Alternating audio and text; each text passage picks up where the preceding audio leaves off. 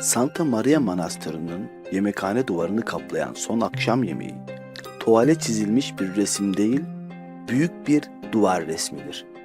Son akşam yemeği tablosu, içerdiği sırlarla adeta bir bulmacayı andırır.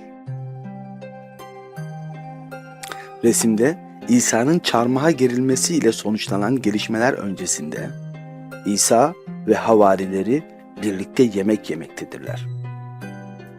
İsa bu yemek masasında havarilerine içlerinden birisinin kendisine ihanet edeceğini söylemiştir. Resim, İsa'nın bu açıklamayı yaptığı anın hemen sonrasını yansıtmaktadır. Havariler şaşkınlık ve merak dolu ifadelerle bu açıklamaya tepki vermektedirler. Ona ihanet edecek kişinin kendileri olup olmadığını sormaktadırlar. Olayın doruk anı verilmiştir. Ortada yer alan İsa'nın iki yanında havariler üçerli 4 grup halinde yerleştirilmişlerdir. Bunların arasında İsa'ya ihanet ettiği inanılan Yahuda dirseğini masaya koymuş, elinde içi gümüş dolu keseyi tutan figürdür. İsa'nın açıklamasına tepki vererek merakla ona doğru hareket eden Aziz Petrus farkında olmadan Yahuda'yı diğerlerinden ayırmaktadır.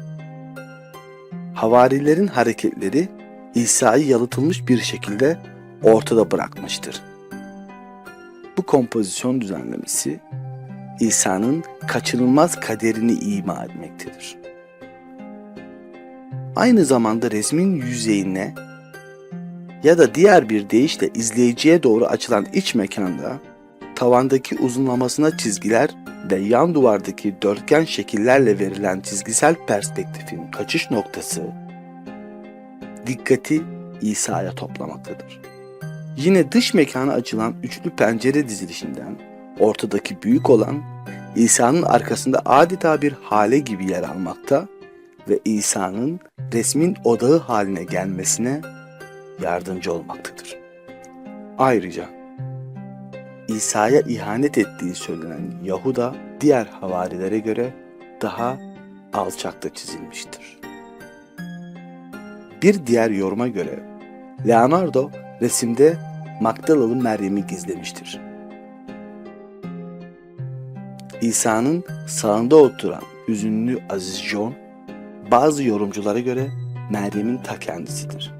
Bu resim kesilip İsa'nın sağına yerleştirildiğinde başı oğlunun omuzlarında ağlayan bir anneyi temsil etmektedir. İsa ile Meryem arasındaki boşluk ise Hristiyanlıktaki kutsal kayıp kaseyi temsil ettiği söylenir. Unutmadan buraya kadar anlatılan her şey tamamen Batı ve İncil kaynaklarındandır. İslam kaynaklarında ve Kur'an'da ise mesele çok daha farklı anlatılmıştır. Fakat ressamın Hristiyan olması ve konunun da bir resmin yorumlanması olduğu için biz İslam ve Kur'an'da bu konunun nasıl anlatıldığına değinmeyeceğiz. İsteyen arkadaşlar araştırabilirler. Resim henüz Leonardo hayattayken yapıldıktan 20 yıl sonra parça parça dökülmeye başladı.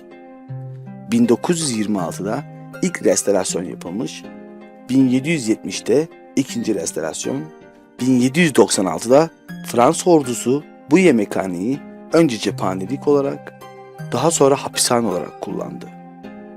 Fransız askerleri resmi taşlamış, merdiven dayayıp havarilerin gözlerini oymaya çalışmışlardır ve dolayısıyla resim hayli zarar görmüştür. Günümüzde hala milyonlarca kişinin ziyaret ettiği bu resim Santa Maria Manastırı'nın yemekhane duvarını süslemeye devam etmektedir.